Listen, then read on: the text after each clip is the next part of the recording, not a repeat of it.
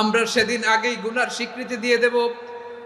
আমরা বলবো, আল্লাহ তুমি প্রশ্ন করার আগে তোমার একটা কথা বলি, আমারে কিছু জিজ্ঞেস করো না, আমি সব করেছি।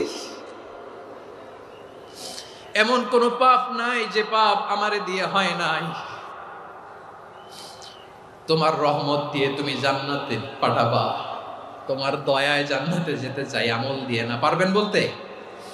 কিয়ামতের দিন আমরা বলবো, আল্লাহ আমার আমল দিয়ে জান্নাত চাই না, আমি তোমার দয়া দিয়ে জান্নাত চাই।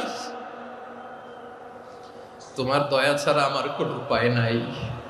লিল্লাহি তাকবীর। নারায়ে তাকবীর, নারায়ে তাকবীর। মিজানুর রহমান আজারি সাহেবের আগমন পটুয়াখালীর পক্ষ থেকে। প্রিয় পটুয়াখালীবাসী, আপনারা কেমন আছেন সবাই?